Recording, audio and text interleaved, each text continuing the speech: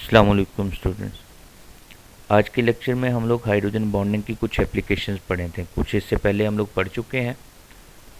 आज कुछ नई एप्लीकेशंस इसकी डिस्कस करेंगे एमसीक्यूज़ और शॉर्ट क्वेश्चंस के साथ साथ। शॉर्ट क्वेश्चंस के आंसर्स और एमसीक्यूज़ के आंसर्स भी आपको प्रोवाइडेड होंगे। अगर आप लोगों ने चैनल सब्सक्राइब नहीं किया तो कर लें ताकि आपको आइंदा आने वाले लेक्चर सारे रूटीन के मुताबिक मिलते रहें।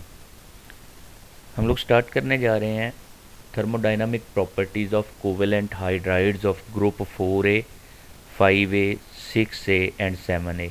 ये 4A 5A 6A and 7A actually periodic table में ग्रुप नंबर हैं। ग्रुप 4A में है कार्बन, सिलिकॉन, सिलीनियम, टिन और इनके हाइड्राइड्स बनते हैं CH4, SiH4, SCH4 और SnH4।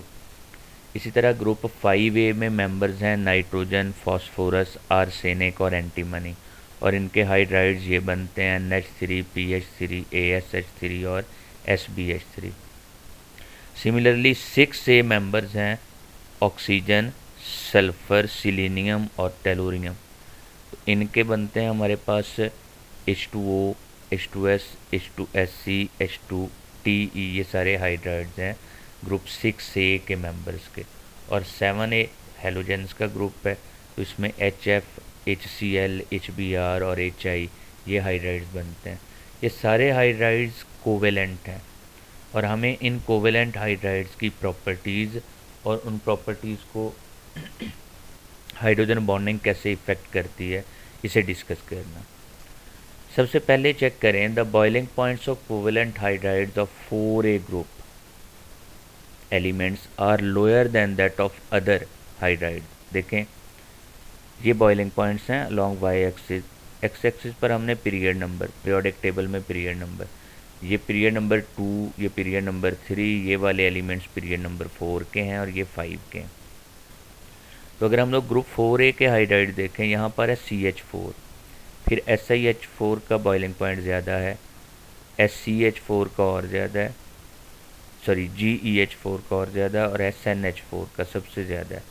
तो ग्रुप 4A हाइड्राइड्स के बॉइलिंग पॉइंट बाकी ग्रुप के हाइड्राइड से कम है। बाकी ग्रुप के हाइड्राइड से कमी की क्या वजह है? क्योंकि कार्बन, सिलिकॉन, जर्मेनियम और टिन जब हाइड्रोजन के साथ जुड़ते हैं तो इनका इलेक्ट्रोनेगेटिविटी डिफरेंस हाइड्रोजन के साथ बहुत कम होता है।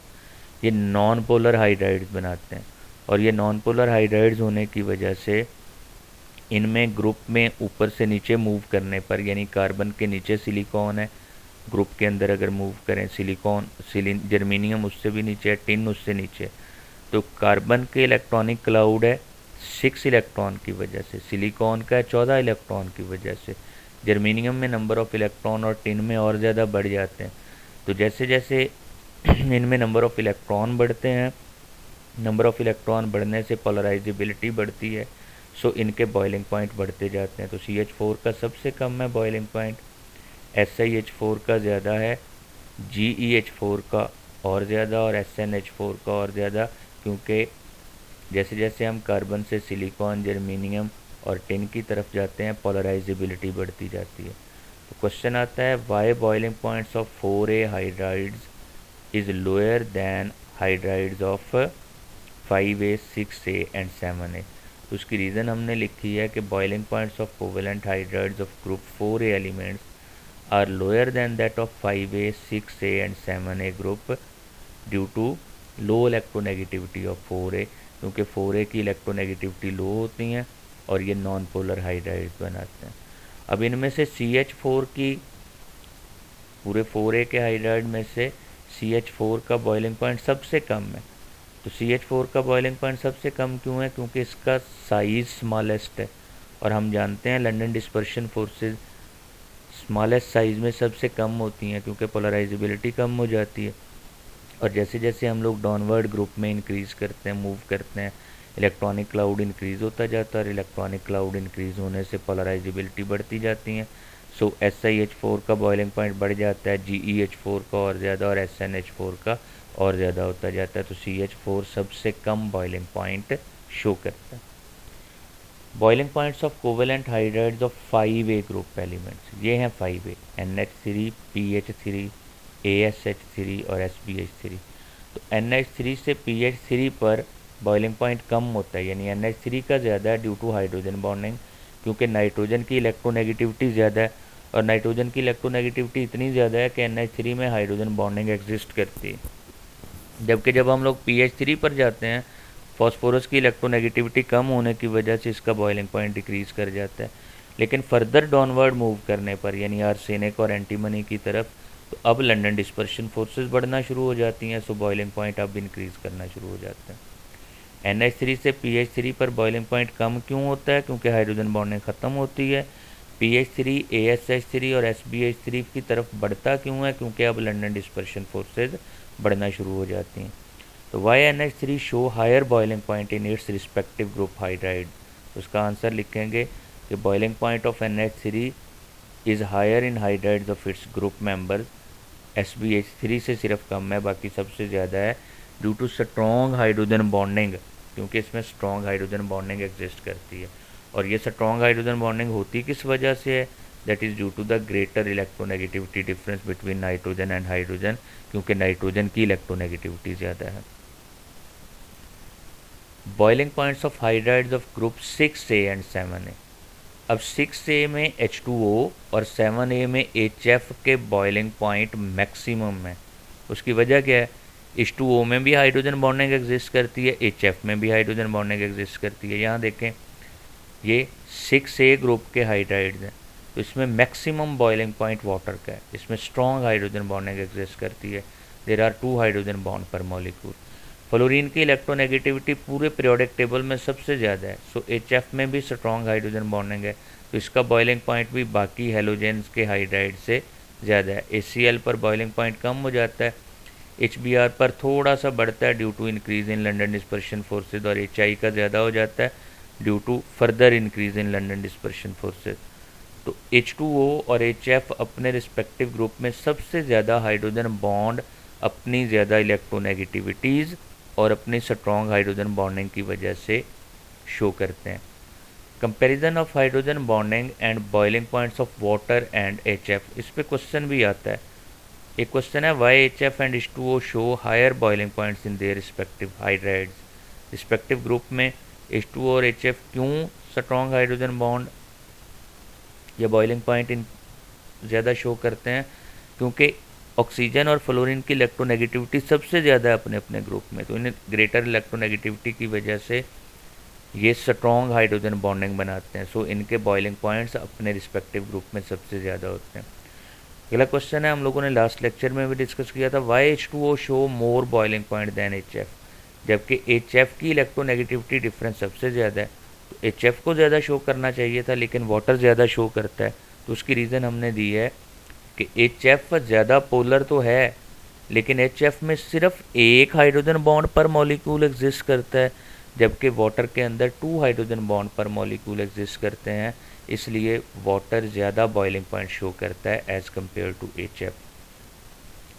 Comparison of boiling points of HCl, HBr and HI। अब बॉइलिंग पॉइंट HCl से HBr का ज़्यादा और HBr से HI का ज़्यादा है, तो ये HBr का बॉइलिंग पॉइंट स्लाइटली ज़्यादा है HCl से। वो किसकी वजह से होता है? Due to greater polarizability of bromine atom, क्योंकि ब्रोमीन का इलेक्ट्रॉनिक क्लाउड ज़्यादा है, तो क्लोरीन से उसकी पोलराइजेबिलिटी ज़्यादा है, सो HCl से HBr का बॉइलिंग पॉइंट ज़्यादा होता है। और due to the same reason HI का बॉइलिंग पॉइंट और ज़्यादा होता है, क्योंकि आयोडीन में इलेक्ट्रॉनिक क्लाउड और ज़्यादा है और इसकी पोलराइजेबिलिटी और बढ़ जाएगी। तो सो सबसे ज़्यादा बॉइलिंग पॉइंट HI का है, फिर HBr का और HCl का, यानी HCl से क्लोरीन से नीचे मूव करें तो बॉइलिंग पॉइंट इंक्रीज़ होता जाता है, HCl का कम, HBr का ज़्यादा और HI का सबसे ज़्यादा। तो उसका the boiling points of hydrides of halogen increases on the group below chlorine. Chlorine से नीचे बॉइलिंग पॉइंट क्यों इंक्रीज होते हैं? Due to the increase in London dispersion forces, because electronic cloud of the halogen atoms increases, क्योंकि chlorine का कम है electronic cloud, bromine का ज़्यादा, आयोडीन का और ज़्यादा। तो इलेक्ट्रॉनिक क्लाउड जैसे जैसे बढ़ता जाता है, इनके बॉइलिंग पॉइंट डाउनवर्ड इंक्रीज होते चले जाते हैं। Comparison of boiling points of hydrides third period and fourth period. Third period के हाइड्राइड्स हैं ये, जैसे आप ये वाले थर्ड पीरियड्स के, ये थर्ड पीरियड है। सिलिकॉन, फास्फोरस के हाइड्राइड, HCl के, H2S के, और ये हाइड्राइड्स हैं फोर्थ पीरियड के।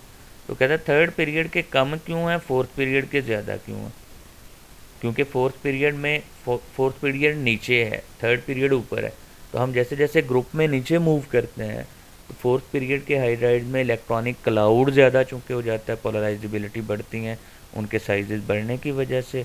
सो फोर्थ पीरियड के हाइड्राइड थर्ड पीरियड से ज़्यादा बॉइलिंग पॉइंट शो करते हैं due to greater London dispersion forces.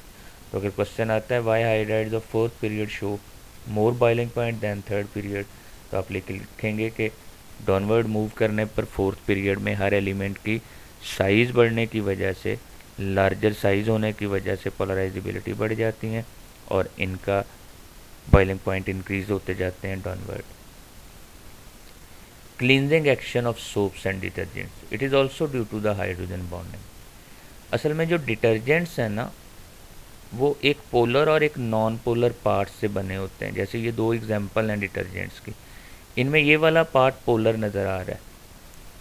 These are salts of benzene sulphonic acid, इनको बोला जाता है these are the salts of the benzene sulphonic acid. तो ये बेंजीन और इसके साथ जो भी अल्काइल ग्रुप लगा हुआ है ये सारा अल्काइल ग्रुप, इसी तरह ये बेंजीन रिंग और ये सारा अल्काइल ग्रुप लगा है। ये जहाँ पर भी ये कॉर्नर बन रहा है ये कार्बन को शो करता है।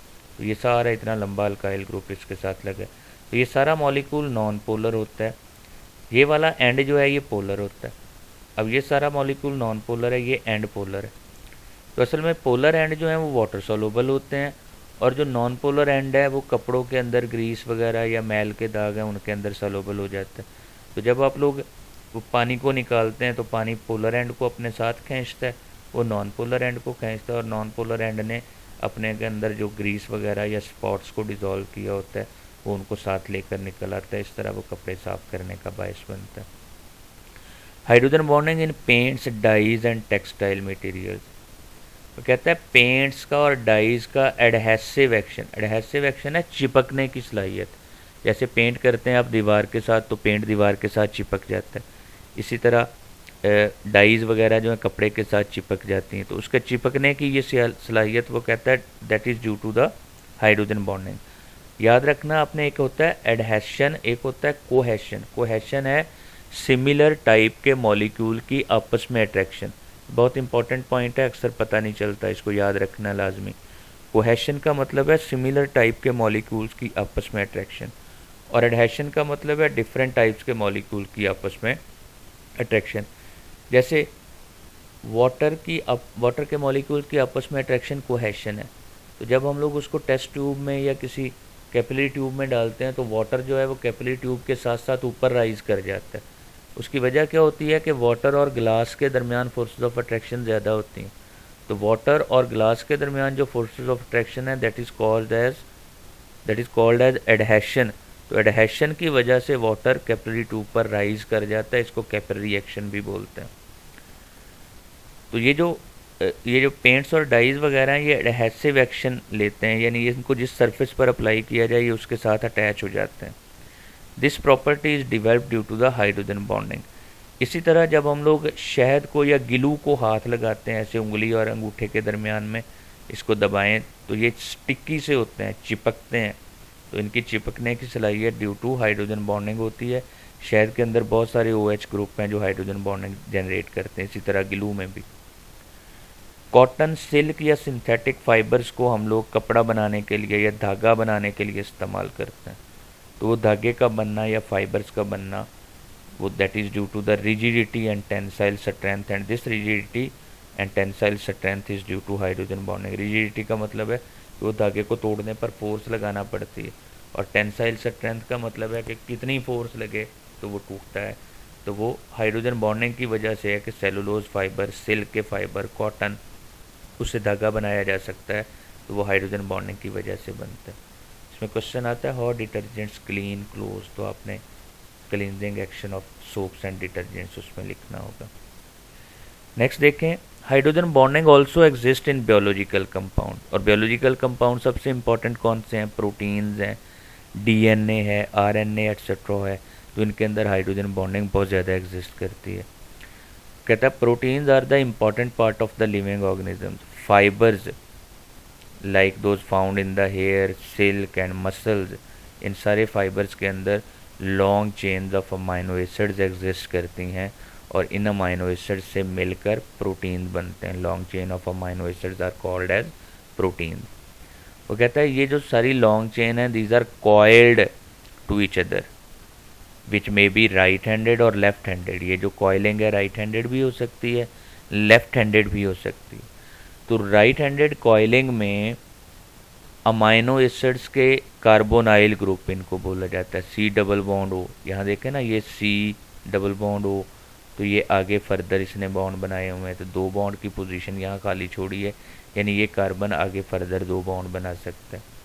एन एच, ये एन एच है, तो ये एन एच ग्रुप के भी आगे फर्दर 2 बॉन्ड बने हुए हैं। तो इनमें एन के साथ जो एच लगा है वो पार्शियल पॉजिटिवली चार्ज होता है, सी के साथ जो ओ लगा है वो पार्शियल नेगेटिवली चार्ज होता है। और हम जानते हैं कि पार्शियल पॉजिटिवली चार्ज हाइड्रोजन और पार्शियल नेगेटिवली चार्ज ऑक्सीजन के दरमियान हाइड्रोजन बॉन्ड बनता है। तो वो कहता है ये जो राइट हैंडेड हीलिक्स बनती है इसके अंदर वो हाइड्रोजन बॉन्ड इन टर्न्स के दरमियान डिस्टेंस को मेंटेन रखता है, और ये टर्न्स को हाइड्रोजन बॉन्ड जो है वो कंट्रोल करता है इन टर्न्स के दरमियान डिस्टेंस वगैरह को, और इसके स्ट्रक्चर को, कॉइलिंग स्ट्रक्चर को मेंटेन रखता है। इसी तरह डीएनए के अंदर डीऑक्सी राइबोज न्यूक्लिक एसिड बोला जाता है। कहता है 2 डबल हीलिक्स चेन एक दूसरे के साथ ऐसे बल खाती हुई एक सेंट्रल एक्सिस के गिर्द ये मूव करती हैं और इनके दरमियान हाइड्रोजन बॉन्डिंग होती है। असल में इन डबल हीलिक्स के ऊपर नाइट्रोजनस बेसेस होती हैं, आपने बायो में पढ़ी हैं।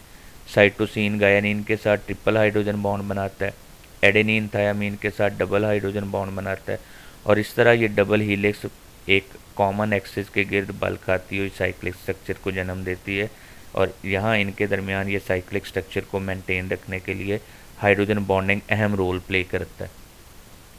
इसका डायामीटर तकरीबन 18 to 20 एंगस्ट्रॉन होता है और हर टर्न के अंदर तकरीबन 27 तक अमाइनो एसिड्स होते हैं, और ये सब यूनिट्स आपस में हाइड्रोजन बॉन्डिंग की वजह से लिंक्ड होते हैं। Food material for example carbohydrates हैं, ग्लूकोज, फ्रुक्टोज, सुक्रोज। चीनी पानी में हल हो जाती, तो असल में चीनी सुक्रोज है। सुक्रोज के ऊपर बहुत सारे OH ग्रुप हैं जो वाटर के साथ हाइड्रोजन बॉन्डिंग जनरेट करते हैं। तो इनके यही OH ग्रुप इनके अंदर स्ट्रॉन्ग हाइड्रोजन बॉन्डिंग जनरेट करते हैं फूड मटेरियल्स के अंदर, जो कार्बोहाइड्रेट्स, ग्लूकोज, फ्रुक्टोज, सुक्रोज वगैरह के अंदर एग्जिस्ट करती है। ये कुछ MCQs हैं आज के टॉपिक से related. There are dash amino acid units for each turn of the helix in protein. याद रखने आपने 27 होते हैं। DNA has 2 spiral chain having diameter of 18 to 20 angstrom. ये भी याद रखना है, हमने अभी पढ़ा है।